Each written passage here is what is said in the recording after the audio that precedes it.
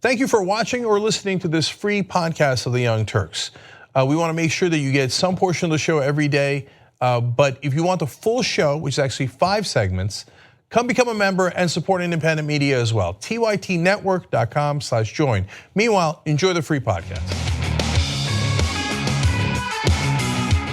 All right, welcome to the Young Turks. Big show ahead, roller coaster ride as usual. We got a lot of Kennedy and Kavanaugh drama. I've got some of that for you in the first segment and some of the second segment later in the program.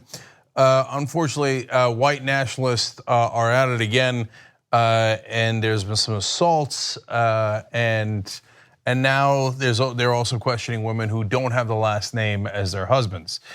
Okay, that's the America we live in today, but luckily we're gonna fix it. I'm gonna tell you about how we're gonna fix it as well. By the way, we're gonna have a super fun post game. So yes, the news is the news, and some is good and some is bad. But in the post game, we're gonna have nothing but fun, including dun dun dun dun dun dun dun dun dun. Okay, that's for the members, where we just relax and let our whatever little hair we have down. tyt.com/join and become a member. Okay, let me get started. Let's go over here. So everybody knows that Wolf-PAC is fighting to get money out of politics. We believe that the best way to do that is to do a convention, and that is because Congress is very unlikely to propose an amendment unless they are pressured. So we go state to state, and I've got some good news and some bad news for you guys today. As usual, a roller coaster ride. We start in Massachusetts, where we start with a terrific news. We had our sponsor, Senator Jamie Eldridge, doing a fantastic job, and I always like to give credit to people who are helpful and to state senators and reps who are American heroes looking to get money out of politics. Yes, there are good representatives in the world, and we did something we'd never done before in Massachusetts, and with the help of other groups that I'm going to tell you about, we got through 2 different committees. Man, everything's great. We're in a good shape, right? More good news, we had more co-sponsors than we needed for a majority in the Senate. We're definitely gonna pass this thing. Have you seen this movie before? Well, here comes Common Cause. So this is the group that claims to be progressive. They even say on our website that they're looking to get money out of politics. That's funny and tragic because no one fights us harder to keep money in politics. Maybe they think that that's not their intent, but they are fighting against all conventions, including one to get money out of politics. You want to fight against a convention to get to stop a balanced budget amendment? Great, I don't want a balanced budget amendment. That's a conservative idea. I don't agree with it, right? Why are you fighting our convention to get money out of politics? They fight us harder than the Koch brothers. They fight us harder than anyone else, and unfortunately, they have excellent lobbyists. So all of our volunteers work again in the state of Massachusetts, and not just Wolf-PAC, but other groups as well. Flushed down because they went and talked to Senator Eric Lesser, and he was a co-sponsor. He was in. And they're like, oh, watch out, Eric. No, conventions are scary. They lead to real change. Don't do it, don't do it. So they turn and they gut the bill. They take the convention out of it. So now Massachusetts has asked for the second time for Congress to pretty please propose this amendment to get money out of politics. How's that working out? Have they proposed it yet? You asked them once before. Oh, right, that's the same national Congress that is deeply corrupt, that got their power through this corrupt system. And lo and behold, it turns out they're not going to voluntarily change it. Shocking. But I'm so glad you asked them pretty please one more time. I bet that works. No, you call for a convention, you put pressure on them. Now, Common Cause says the professional way to do things is to use lobbyists and gentlemanly kill your bill in the middle of the night. They say that our volunteers are too aggressive. All right, so I'm gonna show you one of our volunteers who worked in Massachusetts. His name is Guy O'Donnell. He's a regular citizen, as you're gonna see, just like one of you guys. He actually cared a lot about getting money out of politics. Didn't work in politics before, ever. But he just was a good American citizen and wanted to help. So here's his story of how things went down in Massachusetts. My name is Guy O'Donnell. I am a volunteer for Wolf-PAC here in Holyoke, Massachusetts. I've been involved with Wolf-PAC for over 4 years now. Last session, I was state director. So this year, we got pretty far. We got to a Senate vote, which is a lot further than we got last session. But for the Senate vote, we had a senator introduce an amendment that gutted the bill, basically taking out the call for an Article 5 convention. This was a senator that I was close to. I've canvassed for his reelection campaign. I've talked with him many times about this. He was on board with this bill for the last couple years at least. And then within a couple days of the vote, he decided to introduce this amendment, taking out the Article 5 convention because he was just terrified of the Article 5 convention all of a sudden. It was really discouraging. It kind of hurt. I've put a lot of work into this, thousands of hours and a lot of my own resources as well. And to have it go down that way where a senator that I know and like was the one that really brought down the bill wasn't great. I'm a little heartbroken, but hopeful for next session. Okay, look, I love that guy. And I love all our volunteers in Massachusetts and Maryland and New Mexico and Hawaii and all the places that fought for years and years to have a common cause lobbyist come in and whisper sweet nothings into the ears of the senators. Oh, don't do a convention. That's a real change. You might actually get money out of politics. Don't do it. Now, look, it's not personal.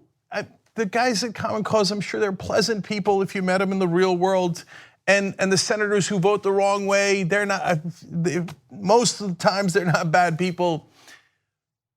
But it doesn't help. You're still doing the wrong thing. And so there's gotta be consequences. And what I mean by that, and let me be super clear, is we help our friends and we defeat the people who are against us. That's the whole point of the organization. That's kind of how politics works.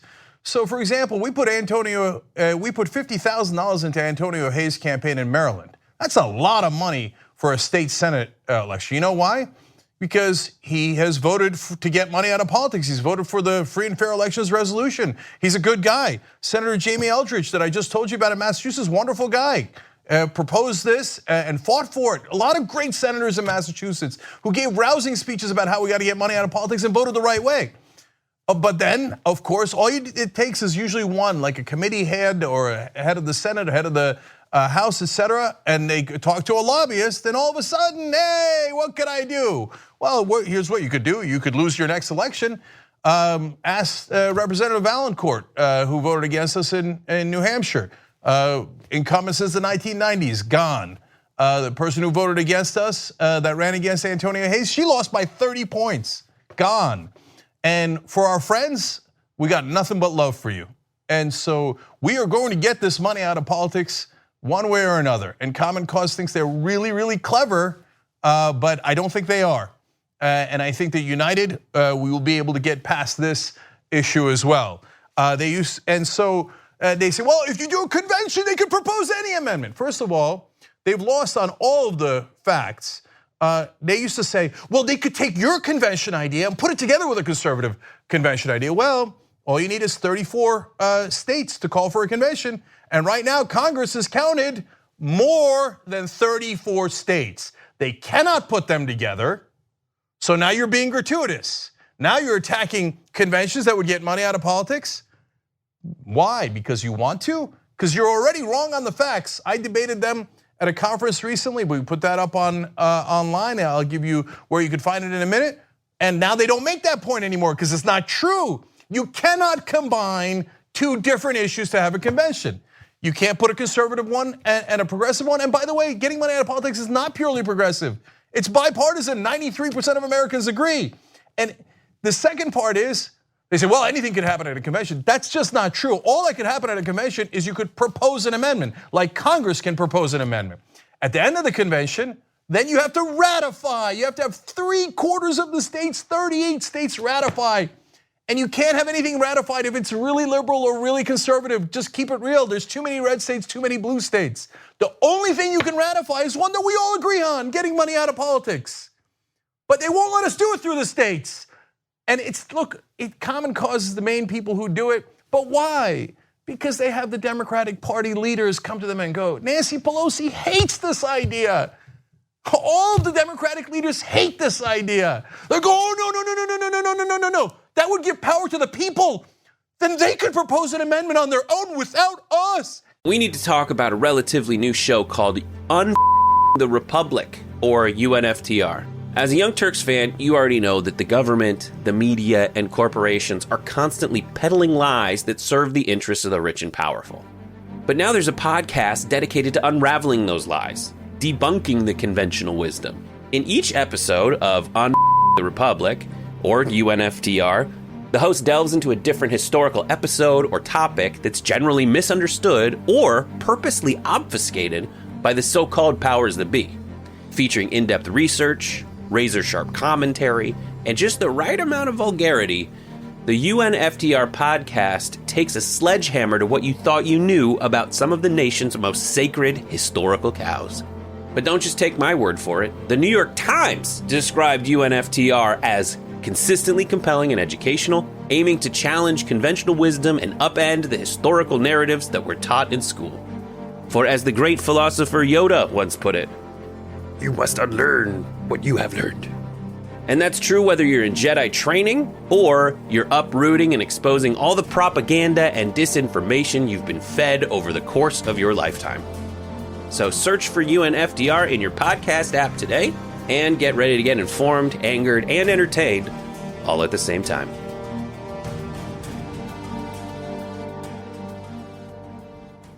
Goddamn right. That's exactly what we want to do. You take power back. It's supposed to be a democracy. The Democratic Party hates this. And so when Common Cause says that the leadership and Pelosi and Schumer don't like it, she's right, because they want to keep their power. When they asked Nancy Pelosi, hey, what is the reason why you should be the leader of the Democrats in the House? She said, I raise the most money. So if you take money out of politics, there's no reason why Nancy Pelosi should be leader. So of course she clings on to power, and so do all the corrupt leaders of the Democratic Party. And I gotta hand it to them, when they wanna fight, it turns out they can fight. They never wanna fight Republicans. I mean, they'll lay down again on the Supreme Court and on every other issue. But when it comes to fighting real progressives, they're like, oh, wait a minute, this is about my power. So then they mount up and they get every lobbyist and they get their Common Cause guys. Unfortunately, I believe we're gonna change all these minds and these hearts, and we're gonna do it one way or another, okay? But our good friends in the unions, a lot of them are on the wrong side. Well, I give money to politicians too. Yes, but I don't know if you know this, corporations have a lot more money than you. So keep on losing and see how that turns out for you. So if you want to find out more, let me give you some resources. Literally, wolf-pac.com/resources tells you everything you need to know about a convention so that you can fight back against the propaganda of the powerful, the elite, the establishment, Common Cause, groups pretending to be progressive but keeping money in politics. And if you want to see my debate with Representative Common Cause from New Mexico, we just recently had a convention put together by American Promise. I really appreciate that they had that public debate, and I appreciate Common Cause showing up to that debate. You can watch it yourself. It's on youtube.com/TYT, but it's also on wolf-pac.com/howl. It's their daily blog for Wolf-PAC, and just check out the video for yourself and see who you think is right, okay? Make up your own mind, it's unedited. You watch the whole video, see for yourself, okay? We have the facts on our side. Almost every single group, where it's the Justice Department, the American Bar Association, Congressional Research Service, every single one of them says you cannot combine issues. It must be on a single issue. So when groups on the left fight conventions on the issue of getting money out of politics, it is not because of anything related to do with conservatives or fighting the right wing. It's just simply not true. It's not remotely true. And now they know it, but they keep saying it anyway. And then when I say, hey, I question if you really want to get money out of politics, they're like, oh, how dare you? I beseech you to stop. Why? What are you doing? You're literally no other group. We defeated the Koch brothers in New Jersey when we passed it. That was actually relatively easy. But when the Democrats come, man, the Democratic legislators, a lot of times they run for the hills. And that is hard. So if we need to fight the Democrats, damn right we will. You want to fight the Republicans? Damn right we will. We're going to fight anyone in our path, and we're going to do it the right way. We're going to do it through politics. We're going to do it through our Constitution, and we're going to win. Now, good news. We're not alone. There's a lot of great groups that want to work on this. And we proposed the unity letter at that same conference I was telling you about that American Promise put together. And a lot of wonderful groups who want to get money out of politics have signed on to it. You can read the letter for yourself at wolf-pac.com/unity. And you know what it says? It says, I know it's a radical idea.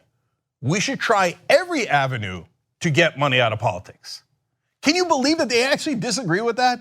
They said, no, don't do the one that's actually most effective. Do you know that half the amendments to the Constitution have been passed because there was pressure from an Article 5 convention? The Congress, 17th Amendment is best example. Direct election of senators. Hey, why would the senators want to change a system where they just get picked by the state guys? It led to incredible corruption, but that's how they got into power. They didn't want to do that. A couple of states away from calling a convention, and all of a sudden the senators are like, oh yeah, we meant direct election. Conventions put pressure on Congress, then maybe even Congress could propose it. But the Democratic leadership goes, no, I don't want that. I might lose my power. Republican leadership at the national level says, I don't want that. I might lose my power. And Common Cause says, how can I help you maintain your power and not get any change at all? Anyway, but look, now let me move on to the good guys. So who signed the unity letter saying, yes, we should pursue every single path? Wolf-PAC, of course, initiated the letter, and they did a wonderful job with that. But let me talk to you about the other groups that are involved. Then you had American Promise. Look, they brought these folks together in the first place at the conference that I went to recently. They did a wonderful job with that, and they believe in all paths. And they have helped us in different states. Understand there are wonderful, wonderful groups out there that are fighting for the right things, led by Jeff Clements and Ben Gubitz for American Promise. And then Represent Us, another conference I went to, another great group that works on every single different path, led by Josh Silver. These are great groups. This is real unity. The Stamp Stampede, that is led by Ben Cohen. Yes, from Ben and Jerry's Ice Cream, that Ben Cohen. Great American patriot. He's willing to do anything and everything to get money out of politics. He could be on a beach somewhere eating his own ice cream. No, he's in the middle of the fight. He's like Guy O'Donnell, the volunteer you just saw. He's like all of you guys who are fighting. They're standing a post and saying, I'm ready to do anything and everything to make sure that we reclaim our democracy. Then you got Take Back Our Republic. That's actually a conservative group. So when we say that Wolf-PAC is nonpartisan, we're not joking, okay? That's a group led by John Putner. He's a conservative. He's the one that got Eric Cantor thrown out of office, okay? Now that's grassroots. And you know what? They also don't like corruption. They also don't like crony capitalism. Are there corrupt Republican politicians who like money in politics and who like that we don't have a free and fair elections, that we have rigged elections? Yes, of course. Are there Democrats who think the same thing? Yes, of course. But there are also good conservatives willing to fight alongside good progressives on this issue. We get our democracy back, then we can go back to fighting on the other stuff through an actual system of government that represents the people. And then you got PCCC. Look at that, man. Conservative groups next to incredibly progressive groups like PCCC, led by Adam Green, Stephanie Taylor, and they are real fighters for change. Boldprogressives.org, they're a wonderful group. And then you got the local groups, Get Money Out of Maryland, GMOM. It's a great, wonderful, enthusiastic, unstoppable group in Maryland. Yes, Get Money Out of Maryland and Wolf-PAC got defeated by Common Cause lobbyists in Maryland. You think we're not gonna come back? No, we're never gonna get discouraged. And we're gonna keep coming back and back and back until we win. And the main person who got in our way in Maryland, well, I told you about her a minute ago. We spent $50,000 and she doesn't have her seat anymore. So that's one less opponent. Next time we win in Maryland. And in Massachusetts, We the People Massachusetts is a wonderful group, worked their hearts off in Massachusetts, only to be disappointed in the ways that I explained earlier in the video. So please support all of these groups. There is real unity among progressives and even conservatives who actually believe in our democracy and our Constitution. So let's work together to make that happen. And so if you want any of those links, if you're watching this later on YouTube or Facebook, we'll have all those links down below in the description box. Get in the fight. So let's volunteer, let's participate in every way that we can. And I promise you that we are going to be relentless. We're never gonna give in. We're gonna just double our forces, triple our forces, and we're gonna put it over the top, not just in Maryland and Massachusetts, but also in the red states. Because the American people, They can't stand the establishment. I know the establishment doesn't like to hear that, but they don't like it. We've had 40, 50 years of this system oppressing us, and it hasn't worked. All it does is give everything to the donors. We're gonna change this. We're gonna change it in a democratic way. We're gonna do it the right way. And I promise you that if you get involved, we can't be stopped. We will win. And you're gonna make that happen. Okay, now let me tell you more about unity. I know the establishment has fake unity. We have real unity, okay? Let's go to Hawaii. Wouldn't that be nice? Okay, all right. So I've told you about Kaniela Ing before. I think he's one of the next candidates that are going to win from the Just Democrats. He is a lot like Alexandria Ocasio-Cortez, another Just Democrat that won in New York recently in a shocking upset over Joe Crowley. Kaniela right now trailing in the polls a little bit, but I've also predicted a shocking upset in that race as well. Why? He's one of the hardest workers you'll ever meet in politics. At the age of 23, he got involved and literally climbed gates in different parts of Hawaii to make sure he got out the vote. He knocked on every door 3 different times in his local area for the state seat that he has right now. Well, he's running for Congress. He's the most progressive. He's totally uncorrupted, no corporate PAC money. So what are we gonna do? We're gonna send in the cavalry. And by the way, you're part of the cavalry. But the person who's going to Hawaii right now as we speak to help Kaniela Ing organize her volunteers is Alison Hartson. At TYT, we frequently talk about all the ways that big tech companies are taking control of our online lives, constantly monitoring us and storing and selling our data. But that doesn't mean we have to let them. It's possible to stay anonymous online and hide your data from the prying eyes of big tech. And one of the best ways is with ExpressVPN. ExpressVPN hides your IP address, making your activity more difficult to trace and sell to advertisers. ExpressVPN also encrypts 100% of your network data to protect you from eavesdroppers and cyber criminals. And it's also easy to install. A single mouse click protects all your devices. But listen guys, this is important. ExpressVPN is rated #1 by CNET and Wired magazine. So take back control of your life online and secure your data with a top VPN solution available, ExpressVPN. And if you go to expressvpn.com/TYT, you can get 3 extra months for free with this exclusive link just for TYT fans. That's expressvpn.com/TYT. Check it out today. So Alison not only was the national director of Wolf-PAC, and Kaniela Ing, by the way, supported that resolution in Hawaii as well, but she ran for Senate in California. She gathered up over 2,000 volunteers. Well, I don't know if you know this, for those of you who didn't see it earlier, she then took those volunteers and went to go help Alexandria Ocasio-Cortez after she lost. So Alison lost. Now, normally, what do career politicians do? They're like, okay, let me scheme and calculate as to what I should do next and what position I should go for.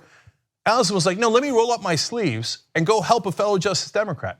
Now, if you're running for the Senate, that's theoretically a bigger position. They'd be like, oh, please, I do declare, I'm not going to do that. No, she's like, I'm going to bring my volunteers and we're going to help Ocasio-Cortez. She's now taking those volunteers and moving them to Hawaii, and I want you to get involved. This is how we do unity. This is how we get together and win elections. We just showed you how we can win elections with Ocasio-Cortez. We know how to do it. So, but we do need you guys. The answer is, and I suspected that this was the case. I told you this was the case. Now we know that it's the case. It's volunteers. It turns out volunteers can beat big money. You gotta make enough calls, you gotta knock on enough doors, but if you actually reach the voters in the old-fashioned way, you actually talk to them. And for the establishment politicians, that's too hard.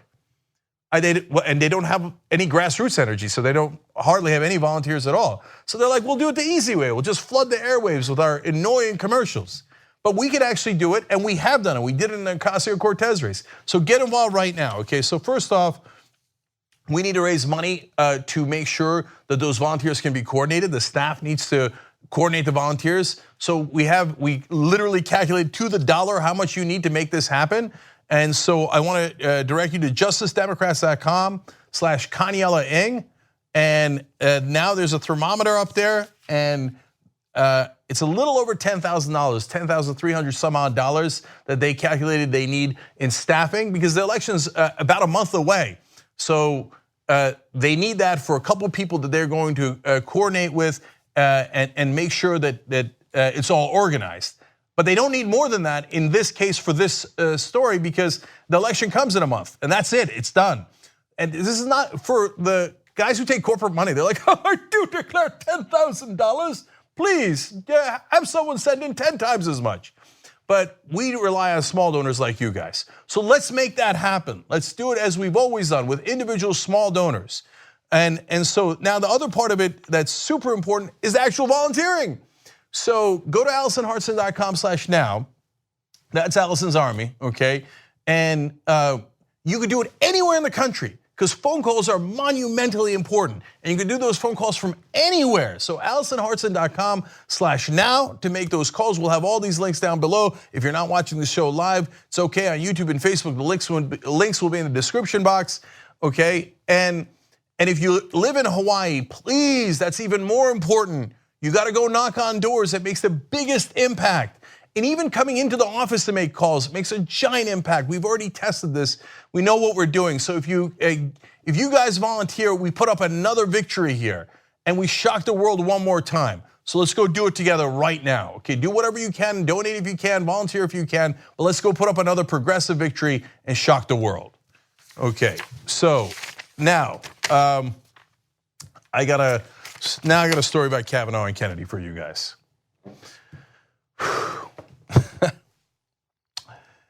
All right, let me start over here. Now, Donald Trump picked Brett Kavanaugh to be his next Supreme Court nominee, and Brett Kavanaugh did the standard stuff yesterday. He came out and talked about how he will not let politics affect his decisions. He told an anecdote about his mom, who was a judge and who told him all the right things. And this was part of that anecdote. He said her trademark line was, use your common sense. What rings true, what rings false? That's good advice for a juror and for his son. Aww. Okay, so let's investigate Brett Kavanaugh and find out if he just finds out what's right and what's wrong and doesn't politics. What would he know about politics? No. He's just calling balls and strikes, as John Roberts said, right? Now here's a curious picture of Brett Kavanaugh from earlier days with Karl Rove. Well, it seems like he's enjoying politics at the moment. Well, he worked for Jeb Bush. He worked for George W. Bush. He worked in the White House counsel's office. He worked in selecting nominees for the Bush team. He worked on the 2000 case of Bush v. Gore to make sure that Gore, who won the election, was not seated. And he made an argument to the Supreme Court that they should not count the vote in Florida, and they didn't. They stopped counting. Democracy was defeated, and he got exactly what he wanted. He was involved in Ken Starr's investigation. This guy is deeply political. In fact, he was selected particularly for that reason, because of how political he is. But wait till you get a load of the hypocrisy. Okay, so, and what he says about investigating president now and why Donald Trump picked him in the first place. So I've got all that for you. As the Washington Post explains, he was one of Starr's top bulldogs. This is when they were investigating Clinton, obviously. As the independent counsel investigated Clinton and at times advocated internally for an even more aggressive approach against the Democratic president, Kavanaugh was a lead author of the Starr Report and has acknowledged writing portions that laid out grounds for impeachment. Okay, well, I'm going to tell you about some of the outrageous questions he wanted to ask Bill Clinton in a second. You're going to enjoy that. But, well, at least he's clear on the record. And hey, Trump better watch himself. This guy says if the president is involved in a scandal, you should deeply investigate him like he did. He was literally part of an investigation of a president. Oh wait, I'm sorry. It turns out he changed his mind. Isn't that amazing? When he's going after Clinton and he's part of that team, he's like, let's go rip him apart. Then when he joins Bush's team, he's like, oh, I got a new opinion. And he writes about it in a law review article. We should never investigate the president. You're gonna say, no, come on, Cenk, that's gotta be hyperbole. So let me quote Kavanaugh. He said, I believe that the president should be excused from some of the burdens of ordinary citizenship while serving in office. Well, isn't that nice for him? It almost sounds like you're saying he's above the law. Well, let's find out if you're actually saying that. In particular, Congress might consider a law exempting a president while in office from criminal prosecution and investigation, including from questioning by criminal prosecutors or defense counsel. Ding, ding, ding, ding. We have an answer for why Donald Trump picked Brett Kavanaugh to be his Supreme Court nominee. The guy says, you should investigate the president for anything criminal or civil. He's above the law. And conveniently says that when there's a Republican president, while he himself investigated a Democratic president. Is there bigger hypocrisy? But I'm not done yet. Listen to more of his outrageous quotes. He said, the indictment and trial of a sitting president, moreover, would cripple the federal government, rendering it unable to function with credibility in either the international or domestic arenas. Such an outcome would ill-serve the public interest, especially in times of financial or national security crisis. So when you're nitpicking Bill Clinton, and by the way, that investigation started about Whitewater. It was a real estate deal in Arkansas. They said, oh, he didn't do that at all, our bad. But he slept with someone we didn't agree with, and that did not apparently distract the president. That was not a national security crisis. But if anybody wants to investigate Bush or Trump, Kavanaugh says, you better not. That'll distract our beloved dear president. This guy is breaking every record for irony and hypocrisy. He says one might raise at least two more important critiques of these ideas. The first is that no one is above the law in our system of government, and I strongly agree with that principle. But it is not ultimately a persuasive criticism of these suggestions.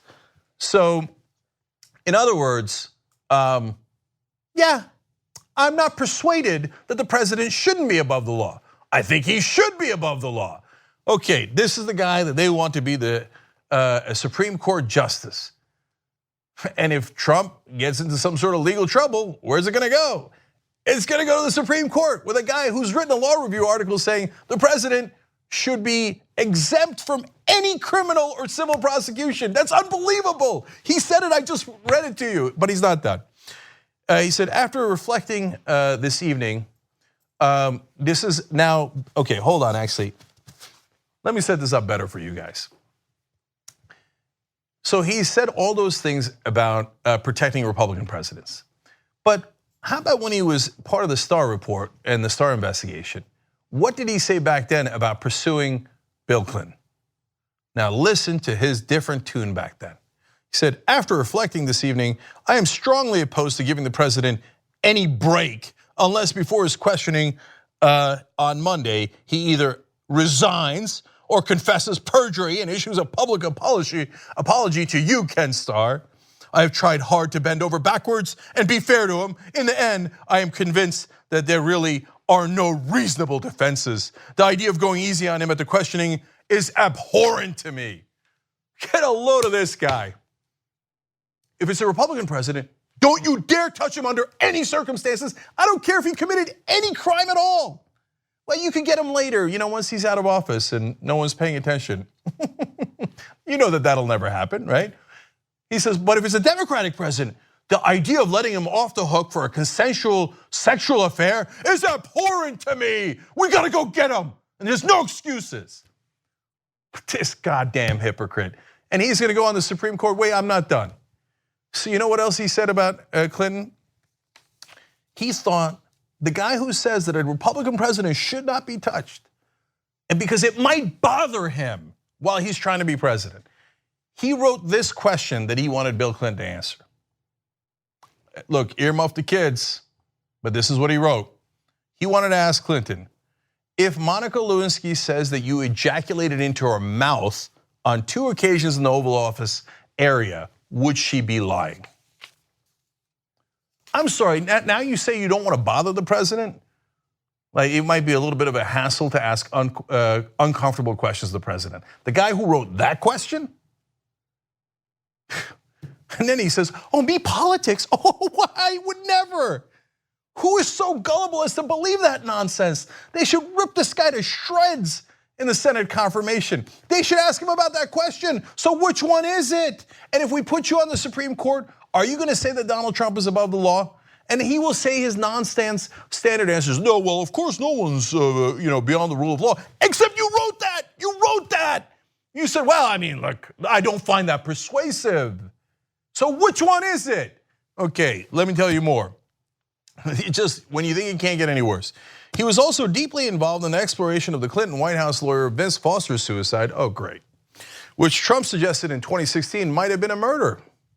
Kavanaugh even appeared before the Supreme Court in a bid to subpoena notes taken by a lawyer whom Foster spoke with shortly before he died. Great. Well, luckily he's not a kook or anything.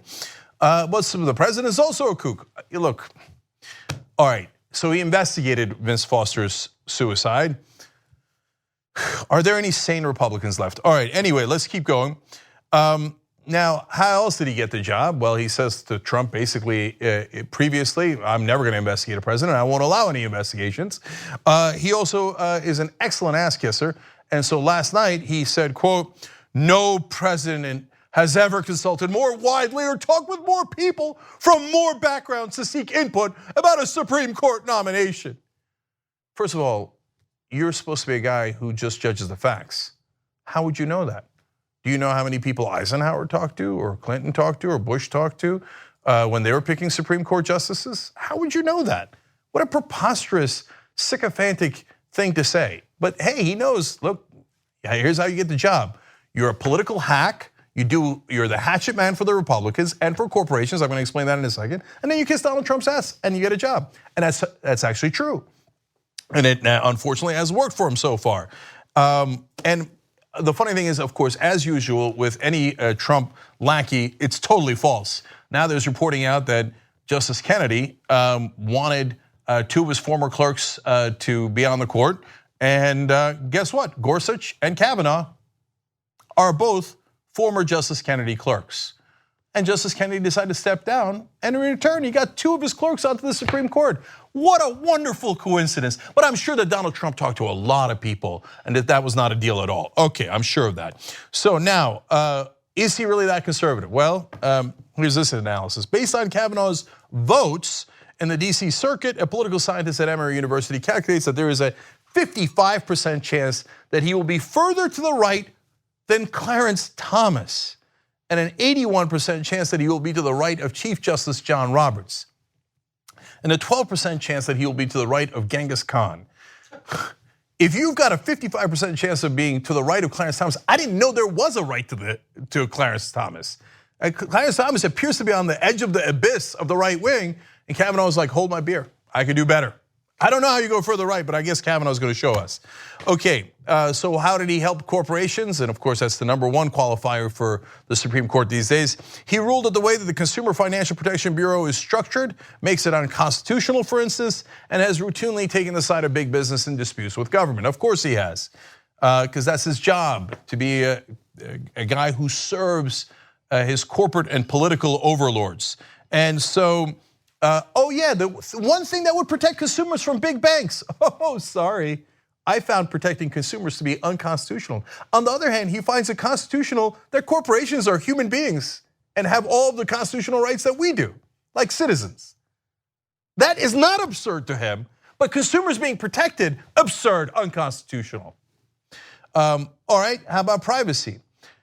He said, this is a quote from him, the government's metadata collection program is entirely consistent with the Fourth Amendment, where they collect data on you without having probable cause, without any reasonable grounds for a search and seizure. They collect data on all of us. That's why it's called metadata. He's like, yeah, I'm in favor of the plain reading of the Constitution, except the Fourth Amendment. It clearly says you need a warrant. Here's the Fourth Amendment. I rip it up. Who cares? You don't need a warrant from now on. What else would you like, powerful elites? Second Amendment. It says that a well-regulated militia being necessary. The well-regulated militia. I ripped that up. I don't care about plain reading. What do you need? You need guns, I'll give you guns. You need to invade people's privacy, I'll let you invade people's privacy. You need to crush consumers and make the banks more powerful and richer. Brett Kavanaugh is your guy. That's why he was selected. I'm not done yet. So, last thing is, so who's gonna back him now? Is there a grassroots movement? Yeah, the Koch brothers with a straight face say they're gonna do a grassroots movement. I'm not kidding. So listen to this. Americans for Prosperity, which is part of the Koch network, announced plans to spend 7 figures on paid advertising and quote, grassroots engagement in support of Kavanaugh's confirmation. There is no such thing as spending millions of dollars to do grassroots. Like the grassroots didn't give it, the Koch brothers gave it. They have a combined, I believe, $84 billion, or they have $84 billion apiece.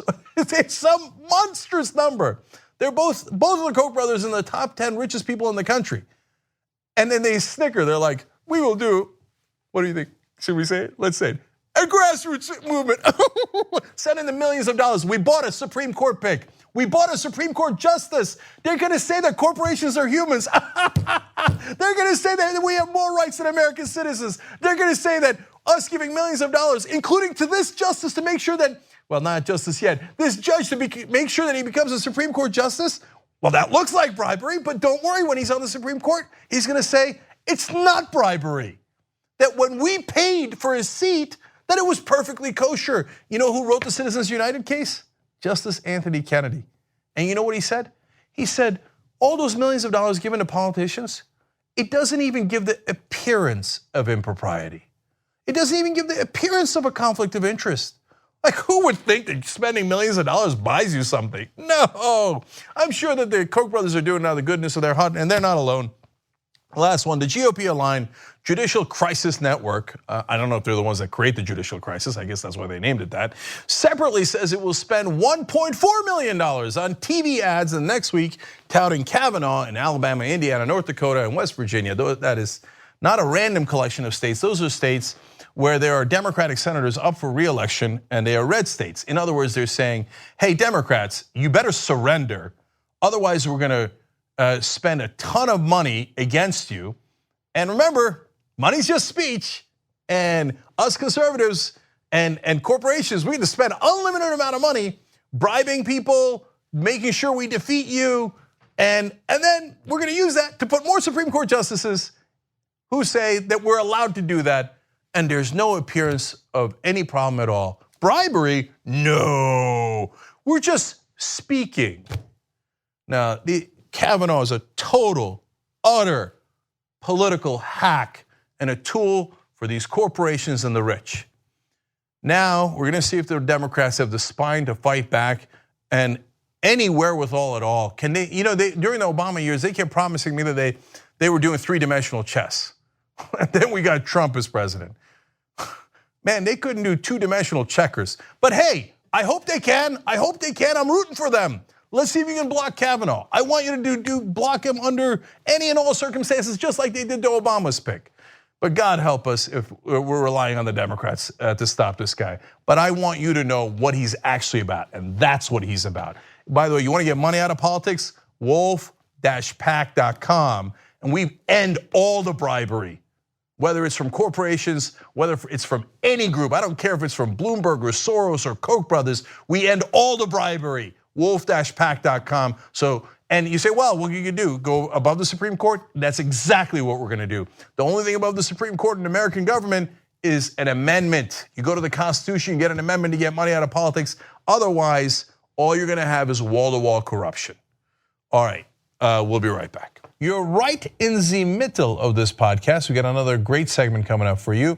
If you'd like the full show, which is actually 5 segments, go to tytnetwork.com/join.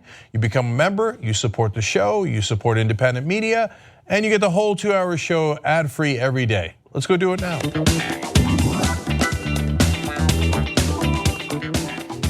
All right, back on the Young Turks, Cenk and Anna with you guys. Let me read some quick messages and then we got to get going on to other stories. Eric Swick writes in on YouTube Super Chat, Bird Flock supports Wolf-PAC, get money out of everything. Okay, thank you, Eric. Mark Keister says, just donate another $100 to wolf-pac.com/stick. That's the specific fund for Wolf-PAC to use to defeat candidates who vote to keep money in politics. You like money in politics? We'll show you money in politics.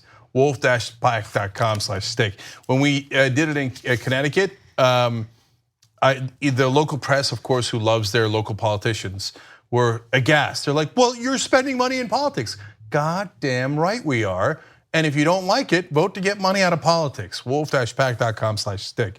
Thank you. And then finally, King Be Strong writes in, also on YouTube Super Chat, I'm Brian, a TYT member and a volunteer with Cori Bush's congressional campaign in Missouri.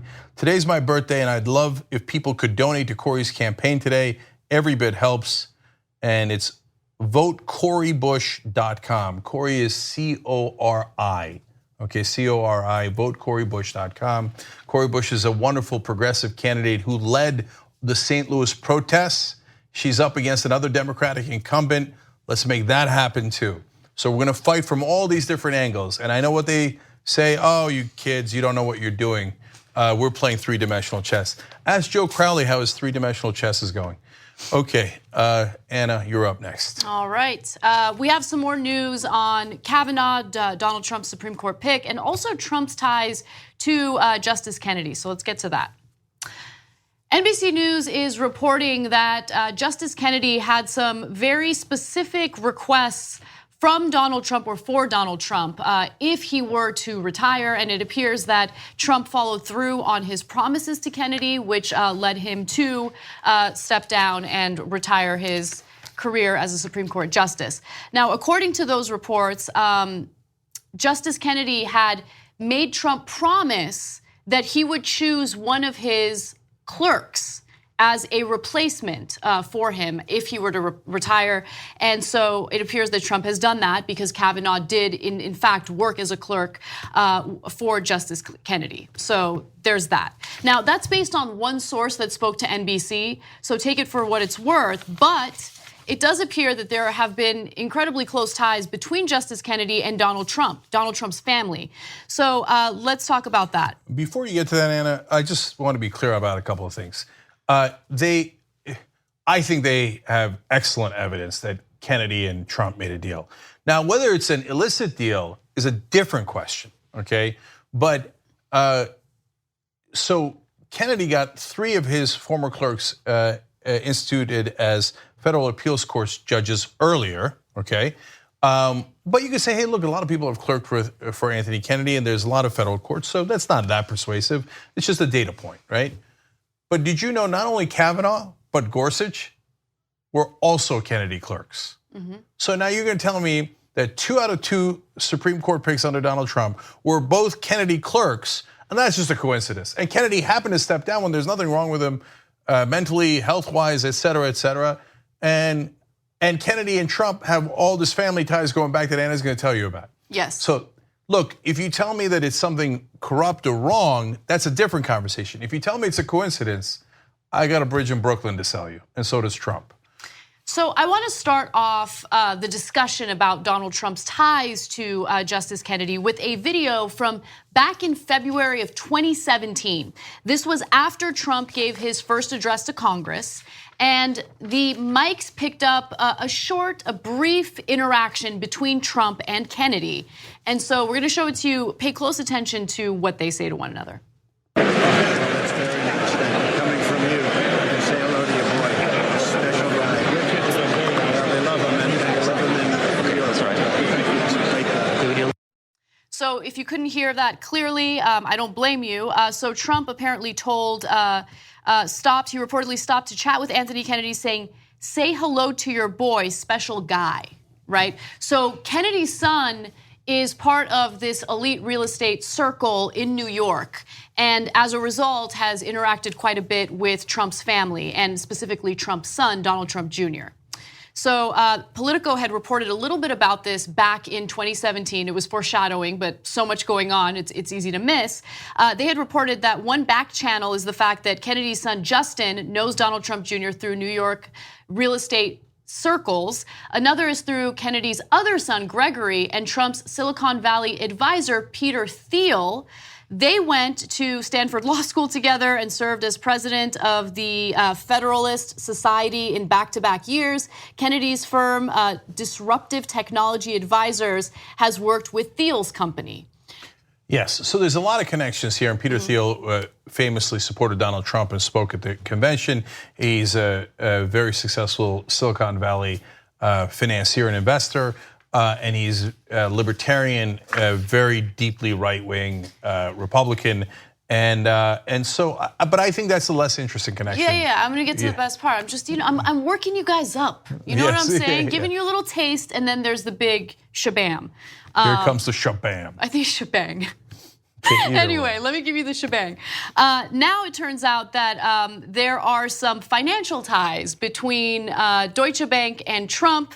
And the reason why that's relevant to this conversation is because Justin Kennedy is the former global head of Deutsche Bank's real estate capital markets division. And that was one of Trump's closest business associates. So at a time when banks refused to give Donald Trump any loans because he had gone bankrupt so many times and because he was facing so many lawsuits, Deutsche Bank comes in and they approve a massive loan for Trump. Why would they do that? Now, the very person who approved that loan was Justin Kennedy. Man.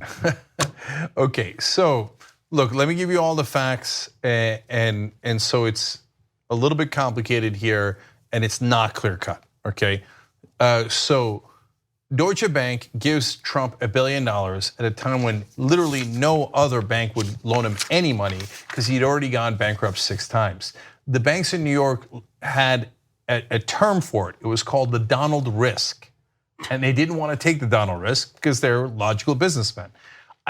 Deutsche Bank, for whatever reason, decided to give him $1 billion. Now, I don't know why they took a risk on a guy who's constantly does not pay his debts. I mean, he was famous for not paying his debts. He would brag about not paying his debts. So why would you give that guy $1 billion? Okay, I don't know why they did it. I do know later, Deutsche Bank was implicated in 2 different money laundering scandals with, you're not gonna believe this, the Russians. But why are you spreading Red Scare stuff? Red Scare tactics. No, but I'm gonna give you all the facts. Yeah. Hold on. So the part of the bank that Deutsche Bank used to help the Russian oligarchs money launder, there was 2 different scandals. My favorite was the one that was called the Global Laundromat. Okay, that's how big a money laundering scandal it was that they called it the Global Laundromat. The other one was called mirror trading. They got fined $630 million for mirror trading, and Global Laundromat was a bigger scandal. So, but, and this is important, Kennedy's son left Deutsche Bank before those scandals. He was there to give Trump the $1 billion, but he was not there during Global Laundromat or apparently the mirror trading scandal, okay? So if you say he's involved with the Russians, et cetera, I don't think that doesn't seem to be supported by the evidence. No one is saying that Justice Kennedy's son is involved with the Russians or doing anything shady with the Russians. But it is fascinating that the very bank that was caught on 2 separate occasions laundering money for a foreign country is also, it happens to be the bank that loaned $1 billion to Donald Trump when no other bank would do it. It is entirely possible that these 2 things are separate. And let me explain. So Deutsche Bank happening to give Donald Trump $1 billion when no one else would, while money laundering for the Russians, which they have admitted and paid fines for. To the tune of $630 million in one of the cases. In just one of the cases. I don't believe that's a coincidence at all. Okay, so I think that Mueller and whoever else should investigate Deutsche Bank to know and find out exactly how the money laundering, if it affected Donald Trump. The Kennedys, on the other hand, look, if he touches if a part of the bank that says, oh, give money to Trump because later we're gonna do something else with it, okay, then you would investigate that. But it just seems like that's more of a, I know the Kennedys, that he's a good boy because he gave me $1 billion, right? So Trump gets something from the Kennedys there. The second thing he gets is Justice Kennedy resigns under his watch, so he gets to appoint 2 nominees. He has very little wins. He has the giant tax cut that he calls a win. It's a loss for the rest of us. It's a loss for the rest of us and deeply unpopular among the American people. So it's not really a win for the Republican Party or the Trump administration. But that's how they view it, and and the press enables them. And the press says, oh, it's a big win for Trump, right? And his other so-called big win is Gorsuch. When you're president, only the Democrats could blow just naming a nominee for the Supreme Court, right? I don't know. Again, those are not to me like giant wins, but it matters. It definitely matters. So if Kennedy resigns when he doesn't have to, then Trump gets to pick 2 Supreme Court justices, and it's a big win, especially, now this is fair for his evangelical voters that voted overwhelmingly for him, and so for his re-election, they're gonna remember that he got to pick 2 very conservatives. So Trump gets those 2 things. What does Kennedy get? Kennedy, as we explained to you before, he wants all of his former clerks to be the top judges in the country. So he gets 3 appellate court judges and 2 Supreme Court justices that he trained that are his boys. Man, those Kennedy boys, they're doing well, whether they're his literal sons or his clerks. So both Gorsuch and Kavanaugh are Kennedy clerks. So that's what Kennedy gets. That's a deal. It doesn't necessarily have anything to do with the Russians or the money laundering. Right. It's just that the intersection happens to be Kennedy's son, who gave Donald Trump the $1 billion, and hence they have a good relationship already. They already had a good family relationship, and then Donald Trump Jr. also knows Kennedy's son, et cetera. So what I want to say more than anything is, look, even if there's no wrongdoing on a legal level, right? Like, let's say no one did anything illegal. What I took away from all of these developments is that Donald Trump is the swamp. Donald Trump has been swimming in that swamp his whole life. And so it's all about who you know, it's all about the connections. The Trump administration, Trump specifically, has been urging Justice Kennedy to retire since he got elected. And it's all because he wants that win. He wants the ability to select another Supreme Court justice. And so they already knew each other. They already had these ties. A lot of people, most people, didn't know that they had those ties. And so while we're sitting here analyzing the situation and trying to decide, who is Trump going to pick next, as if it's going to be some sort of wild card, nothing's a wild card when it comes to people who have been swimming in that swamp together their whole lives. And this is why people will get skeptical of the elites and the establishment and those circle of people who are very powerful and already know each other. My God, if a Democratic president had done something similar and had all these connections and he had gotten $1 billion from this guy's son, what do you think the right wing would say? Oh, the Illuminati. And the answer is not that complicated. It's simpler. Powerful people know each other and they do favors for one another. They get richer, they get more powerful, we get screwed. It's a relatively straightforward formula. And Justice Kennedy, for all of the decisions where he was moderate and it did make a difference, and there are really important ones, has absolutely pulverized his legacy by engaging in this. Forget the Russians, I don't mean that. Just this regular old corruption where you scratch my back, I scratch your back, I get whatever I want. And now the guy who wrote the Citizens United case and destroyed our democracy, and that was Kennedy, gets to put 2 of his lackeys in who will never, ever reverse Citizens United, who will allow corporate power to dominate us for decade after decade. Both Gorsuch and Kavanaugh are young, and they can serve as much as 4 decades on the bench. That's right. And while there is a lot of emphasis on what this means for reproductive rights in America, that is important. But I would argue that the media is, to some level, on purpose avoiding the bigger issue, which is how corporate power will benefit from this. Well, some reason for that, because the media is part of the corporate power. Owned by multi-billion-dollar corporations. So a lot of shh on that issue. And hey, by the way, Democratic senators, you really want to fight? Keep asking them, do you really think corporations are human beings? Really, really, do you believe corporations are human beings? And do you think are they endowed by do they have inalienable rights endowed by their creator? We're their creator. I thought you were a good Catholic, right? I mean, you can go on and on, you can shred them on that. My guess is that they'll barely touch it. Yeah, we gotta take a break. When we come back, I promise there actually is some good news today, so we'll get to that.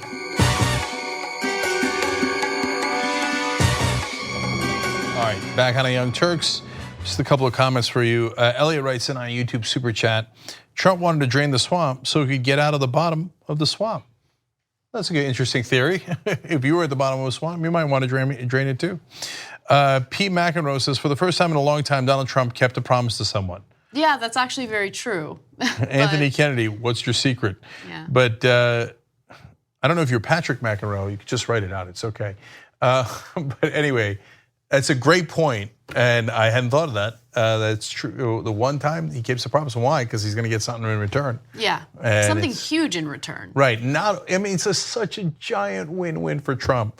because not only is it a guy that he gets to appoint another Supreme Court justice, but on top of that, it's a guy who says you should never prosecute the president. He's like, how do I get this lucky? Yeah. Okay. All right. Anyway, since that's such a good point, T-shirt for you.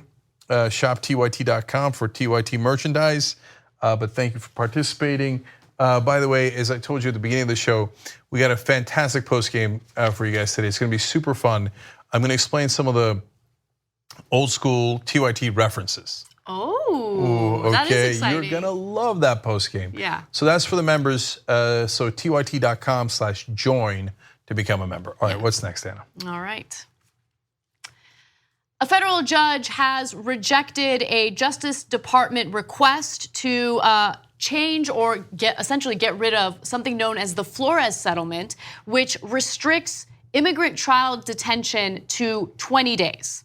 Maximum of 20 days. The Trump administration is not in favor of that because they would like to detain children with their parents in detention centers for extended periods of time, indefinitely. So in the ruling in federal court, California Judge Dolly G turned down a U.S. Justice Department motion to modify a 1997 settlement, again, it's known as the Flores settlement, to allow the government to keep underage migrants in detention alongside their parents. In her ruling, she wrote the following, that there is no state licensing readily available for facilities that house both adults and children. So this hasn't been done before. So these facilities don't exist. The facilities that are being proposed are not licensed to do this. And also, she refuses to allow for children to be detained for longer than 20 days. She also writes that the administration's argument that parents won't show up to court if they're released does not support a blanket non-release policy. So why is that? She refuted the administration's arguments, noting that, for example, 86% of family detainees who have been released attended all of their court hearings. Now, some of them don't. That is a legitimate concern. 86% is a pretty high percentage, but for those who don't appear in court, that is a problem. I will acknowledge that. But you can come up with better ways of monitoring these individuals, for instance, using an ankle bracelet, rather than using taxpayer money to detain them indefinitely. An ankle bracelet's a little bit cheaper than housing them for months at a time. And of course, the conservatives are always over the top. They're like, oh, why would they ever show up? Nobody's going to show up. No, it turns out 86% show up for every court hearing. And by the way, I don't know the number for ones that show up to just some of the court hearings. We all wish it was 100%, but that's actually a pretty great number. And does it really justify the cost and the separation of families or keeping the children in detention centers for so long for that extra 14%? So I have it's more of a hypothesis, because I feel like it's just human nature. I think the reason why the majority of people do show up to their court date is because they are seeking asylum. And so they want to be in the country legally. They want to make their case. They want to prove their case. They want to be in the country and have legal status to be here. And so this idea that, they're trying to trick you. They're just trying to come in, pretend like they're seeking asylum, and then they're going to run away. That's not really how it works or how people think. They want to be here legally. They want to go through the legal route. So the Trump administration sees this case where they're clearly rule against them. They say, we will not get rid of the Flores settlement like you want, so that you can keep the kids with their parents locked up for a long, long time. So the Justice Department comes out and goes, so what I'm hearing is that we can lock them up for a long time or separate them from their family. No, the judge said the exact opposite. You can't do either one of those things. So I think that the statement from the Justice Department is foreshadowing, because I believe that what the Trump administration will do now, and again, this is my speculation, but I do have reason to believe this. I think what the Trump administration is now going to do is go back to separating children And then they're gonna blame this federal judge and her ruling. They're gonna say, well, it was a judge's ruling, a federal judge's ruling that we have to separate the children and put them in shelters while their parents are in detention. In fact, the judge also said what you're alluding to, and that's why it's not much speculation.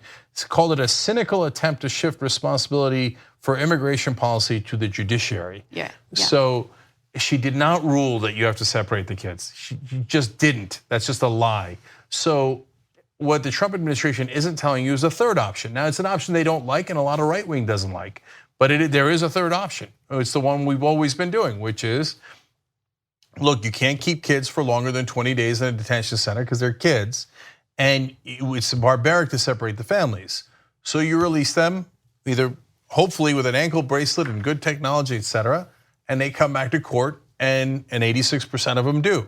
And or, by the way, there's one other possibility, is that you hire a lot of judges, not the insane number that Trump keeps throwing out there about 5,000 judges. The made up number that he, yeah. But yes, a couple hundred judges, yes, it costs us more money, but you process all of those families in under 20 days. You can do that, it would cost more money, right? So I would then turn it back to the Trump administration and go, which one do you want to do? You want to spend a little bit more money and make sure that everybody's processed in an orderly way so you're not detaining kids for over 20 days? Or do you want to say they're free to go with an ankle bracelet, but they're going to come back, and again, they get removed from the country once the proceedings are over if it turns out that they shouldn't get asylum? And so if they tell you that they don't have other choices, not remotely true. Of course it's not. And just to add a little more to the story, a federal court ruled that Donald Trump had to reunite migrant children under the age of 5 by a certain date, a deadline, and Trump did not reunite those children with their parents by the deadline. They asked for an extension. They have received the extension, but we are now learning that the federal government did not keep track of whose children belong to whom. You see what I'm saying? Like yeah, they didn't keep record of it. So part of the reason why they're not able to meet the deadline is because they didn't care to track the children to the parents properly. There's at least 102 kids under the age of 5 who now don't know where their parents are and their parents don't know where their kids are. So they went into court today and said to the judge, sorry, we don't have them yet. And so the judge had to extend the deadline because they just don't know which parents go with which kids. And what did I tell you would be the defining trait of Trump's presidency? Sheer incompetence. It's not an accident that he went bankrupt 6 times. Has no ability to manage anything and doesn't care to. He thinks, what do I care about those kids? Oh, they're under the age of 5. Some of them are babies. Right. And so they're not gonna be able to find their parents. Whatever, in his mind, they're animals. And they shouldn't be here in the first place, so they had it coming. And what does the right wing, including members of his administration, say? So well, it's the parents' fault. They shouldn't have come, so now they don't have their babies. That'll serve them. Okay, moving on to some other news. Trump is set to meet with NATO allies later this week. In fact, he will be meeting with them tomorrow in order to discuss the future of NATO, and many of our allies are concerned about that because Trump has been incredibly combative and has accused some of our allies of not paying their fair share into the program. So as he has prepared for the Brussels summit or the meeting with NATO allies, Trump has accused Europe of exploiting the United States and hinted that he might play the role of agitator at NATO, sowing disagreement among allies. So I wonder who that would help.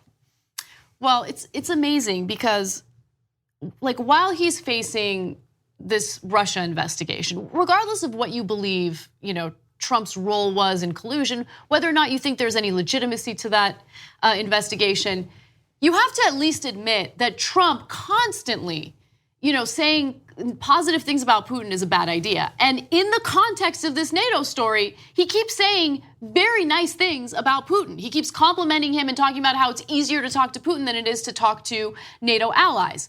Now, I have videos that I want to share with you to prove this point. This is all part of the same press conference. First, let's take a look at what Trump has to say about our NATO allies. NATO has not treated us fairly, but I think we'll work something out. We pay far too much, and they pay far too little. But we will work it out, and all countries will be happy. All countries will be happy. Oh, good to hear. He keeps conflating, trade issues with international security issues. Yeah, and so an expert from Europe said it feels like a mob shakedown. Now, we could give you security if you were to pay the right amount, right? Now, but I want to be clear, there's two different issues here. Tying in exactly right what Anna said, tying in security with the tariffs is a terrible idea. On the other hand, there is one thing he is right about. So the rest of the allies are not putting in what they promised they would put into NATO. So if you wanted to put pressure on them to pay their fair share, I get that. And others might disagree, but I understand that.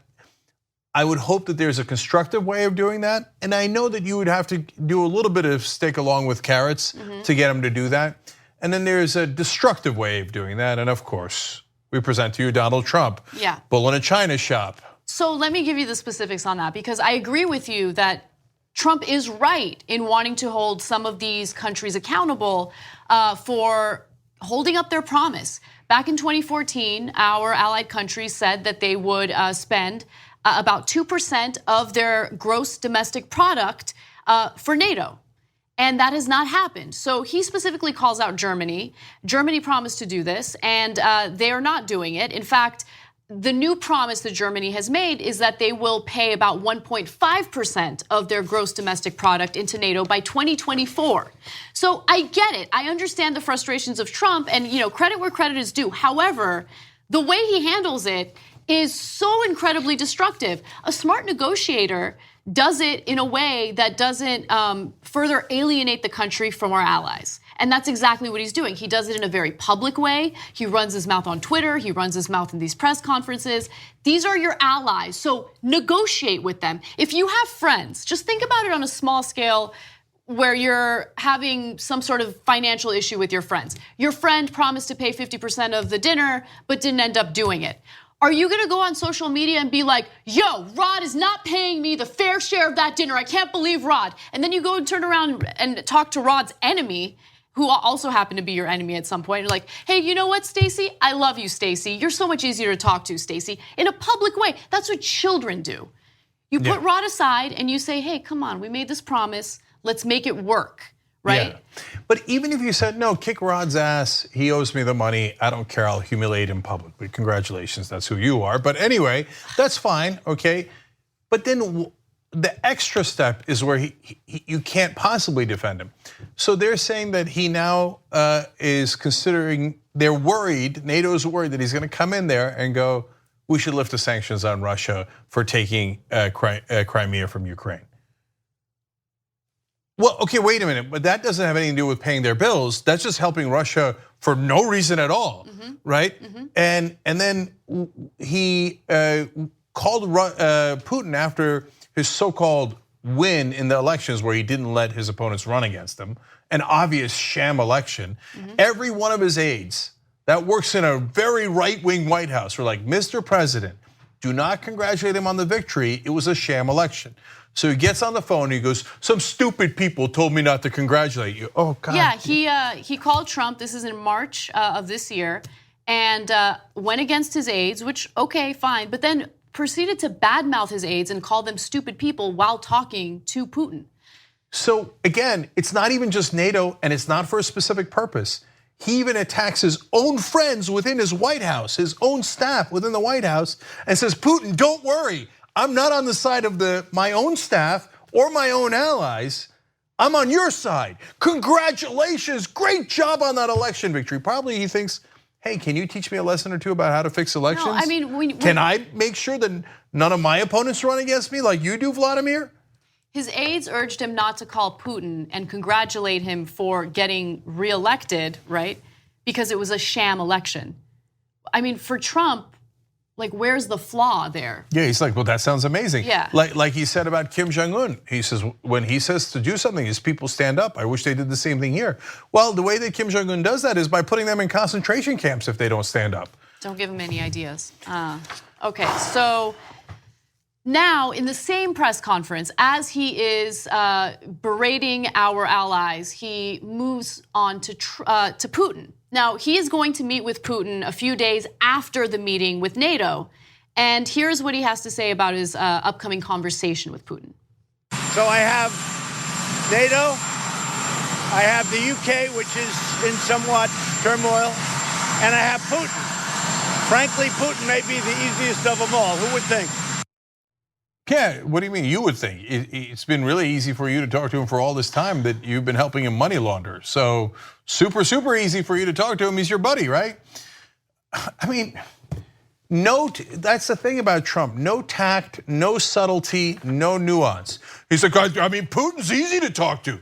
My allies, I want to rip them apart and make sure they can't defend themselves against Putin. But Putin I really like. Oh, did I say that out loud? Yeah, you did. You basically did, right? You said the Putin part, you attacked our allies. If he's not the Siberian candidate, Putin's got to be thinking, how did I get this lucky? An American president who loves me for no reason, wants to lift the sanctions, wants to give me Crimea. They say, oh, they speak Russian anyway, makes my case for me, and rips my enemies to shreds who are supposed to be his allies. If it's not some sort of cooperation, Putin's the luckiest guy in the world. So I'm gonna reference a story that Cenk did earlier, but I can't stop thinking about it. So Brett Kavanaugh, who is Donald Trump's pick for the Supreme Court, had written back in 2009 that in 2009, he believed that a sitting president should never be indicted. A sitting president should never be investigated. His litigation should be deferred for when he is no longer in office.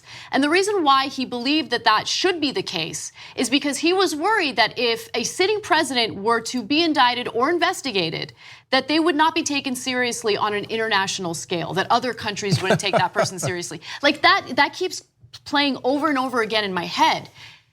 Donald Trump is not taken seriously. It doesn't matter if he is being investigated, doesn't matter if he's ever indicted, none of that matters. He does not know how to negotiate. He is a puppet for Putin. I don't know why, but time and time again, he's proven that he will defer to Putin. He will do exactly what Putin wants. He will say favorable things about Putin, but he'll never say nice things about allies. I mean, it's fascinating to see what's going on. He's not taken seriously because he doesn't ever hold up his part of the deal. He pulls out of deals, and he is completely unpredictable. Lifelong criminal. Now he's gonna have a Supreme Court justice likely that says, doesn't matter, you should never investigate a president on anything. Even though Kavanaugh is the one that investigated Bill Clinton about oral sex. And he was proud to, and he said it was an abomination and they had to get Clinton. While, by the way, he should have been busy getting Osama bin Laden. But no, that was not a national security concern. But Trump doing deals with Putin, well, you can't keep him from doing that. You gotta make sure he does that corruption. These guys are the worst. We gotta take a break, guys. When we come back, Trump pardons people to support white nationalism. It's unbelievable. All right, we'll talk about it when we return. Thanks for watching or listening to this free version of the Young Turks podcast. You know that the full show is at tytnetwork.com/join. If you become a member, you get the full show ad-free. We love you for watching or listening. Either way, there's gonna be a new free podcast tomorrow. You can keep on doing that. But if you wanna get the full show ad-free, tytnetwork.com/join. Thanks for listening to the full episode of The Young Turks. Support our work, listen ad-free, access members-only bonus content, and more by subscribing to Apple Podcasts at apple.co/TYT. I'm your host, Cenk Uygur, and I'll see you soon.